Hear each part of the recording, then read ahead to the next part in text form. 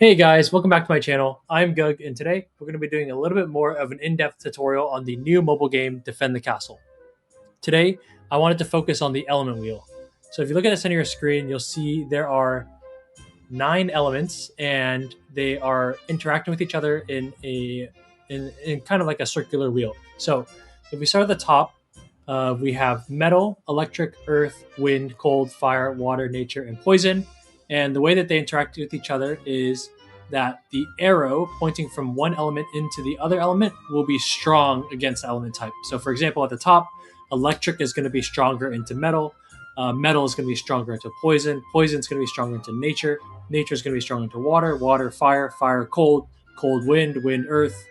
Earth, electric, and then back to where we started, electric and metal. One thing to note is that it does not work the opposite direction. So metal will not be weak into electric, electric will not be weak into earth, earth will not be weak into wind, so on and so on.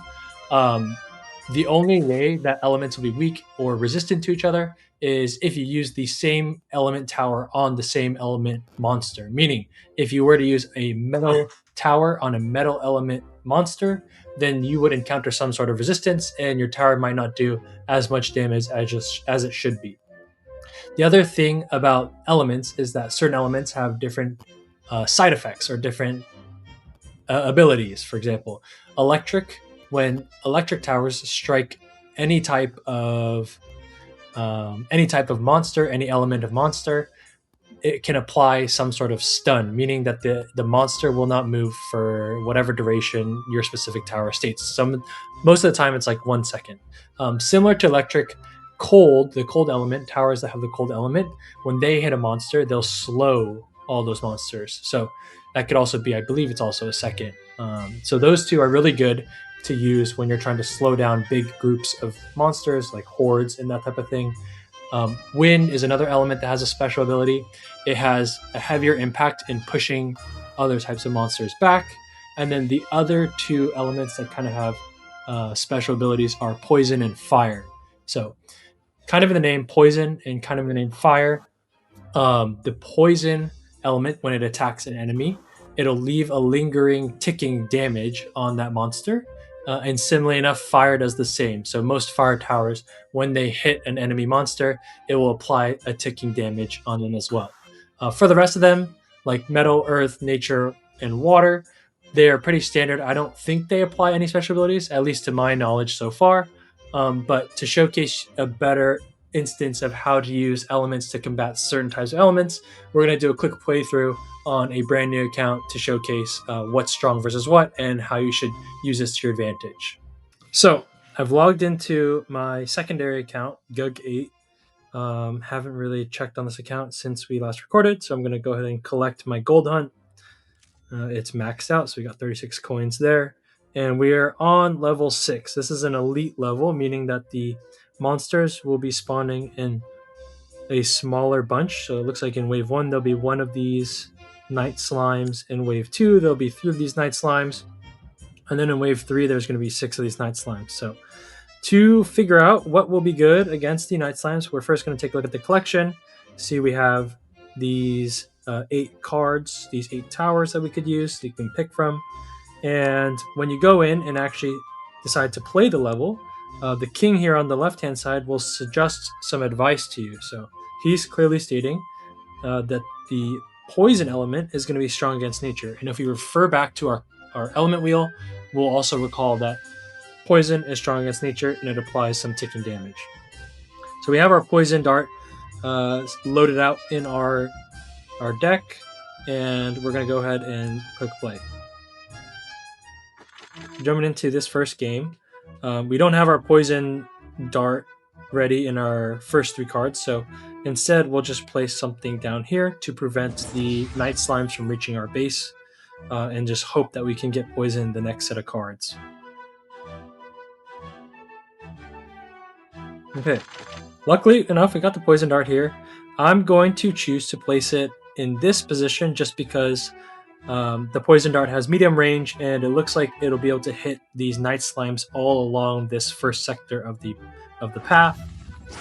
You'll see the poison dart is hitting the night slime and it's ticking damage. So One thing that I want to note before we move on is that the poison dart does 230 damage. If we read the special effect, it has damage over time. It'll deal 36 damage over 3 seconds or 12 damage per second, in addition to this 230. But because it states here at the bottom that poison is strong against nature, the poison dart will be doing 1.5 times the amount of damage that it would normally do. So instead of 230, it'll do 345. So 115 additional damage. And I believe that the damage over time, minor poison, will also have that 1.5x multiplier as well. We didn't get another poison dart, so we'll just throw something down here at the bottom. And as you see with those big purple ticking numbers, that the poison dart actually is doing 345 and ticking for 9 instead of 6. Again, we're not getting the poison dart, so we're just throwing down these towers on the bottom. And just going to continue waiting. We're going to wait for our purple bar at the bottom to fill up and just hope we get another poison dart.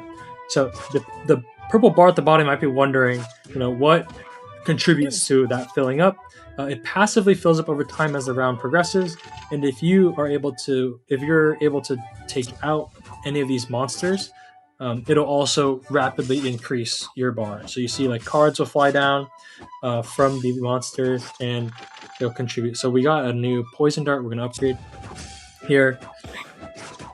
Now it's doing 628 damage and ticking for 18. Pretty good.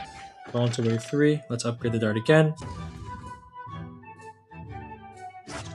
But yeah, as I was saying, the purple bar at the bottom fills up, you get cards, fills up faster, and allows you to play additional cards. Now, let's say, and we'll put another poison dart, rank it up here again. I'll start doing some more damage. Hopefully we can clear all these night slimes. But I want to show you guys what happens if... Perfect. So purple bar filled up. We didn't get the poison dart that we wanted, but we got small hand fan, kunai, and water dart. It's not what we're looking for.